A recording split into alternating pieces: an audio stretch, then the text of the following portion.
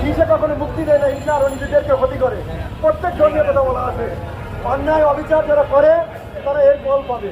আমাদের পরে যে নির্যাতনকে উচ্ছেদ করাচ্ছে, দেশান্তরিত করাচ্ছে, এর ফল আপনারা পাবেন। যাদেরকে আমরা গ্রামে ডাকতাম কাকা মামা দাদা, আমরা চলে যাচ্ছি, তাদের মনে দুঃখ লাগে যখন আমরা চলে যাই। এদের ছেলেরা চলে গেছে, তাদের অনেক বন্ধু বান্ধব মুসলমান খ্রিস্টান বৌদ্ধ ছিল, তারাও মর্মাহত হয়েছে। আপনারা সচেতন নাগরিক, শিক্ষিত আধুনিক সমাজ, আপনাদের কাছে অনুরোধ করবো, আপনারা অন্তত অন্যায়ের বিরুদ্ধে এগিয়ে আসুন। হিন্দুদের যখন হিন্দু বা খ্রিস্টান মুসলমান যাদের কোনো অত্যাচার হোক, সবাই এগিয়ে আসুন, অন্যায়ের প্রতিবাদ করুন, অন্যায়কে ঘৃণা করুন, অন্যায়কে না বলুন। আপনারা অন্যায় প্রতিকূল করে সমর্থন করবেন না, সামনে সমর্থন করবেন না, কিন্তু উপরে ভিতরে ভিতরে সমর্থন করবেন। এই সৃষ্টিকর্তা দেখেন এবং তার বিচার করেন। প্রতিনিয়ত দেখছেন এদেশে হিন্দুদের উপর নির্যাতন করে কেউ টিকতে পারেনি। দেখেন কেউ টিকতে পারছে কিনা?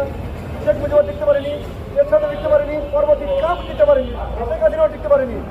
নাসিরনগর যে ঘটনা হয়েছিল টিকতে পেরেছে। অন্যায় তার শাস্তি পাবে, সকল ধর্মের বিধান রয়েছে এবং থাকবে, এবং এর প্রমাণ হয়। আপনারা 2001 সালে গোলায় যে ঘটনা ঘটেছিল তার বিচার হয়নি, তার শাস্তি পাওয়া গেছে। শাস্তির উৎসব দেবেন, ভগবান কোনো না কোনো পথে দেবেন। কাউকে অন্যায়কারীকে কখনো সোজা পথে থাকতে দেবেন না। যেদিন দেরি হোক আর পরেও সৃষ্টিকর্তা তাকে শাস্তি দেবে, এটাই বিধান সকল ধর্মে। আপনারা সচেতন, এখানে যারা আছেন তাদের কাছে অনুরোধ করবো, আপনারা নিশ্চিতভাবে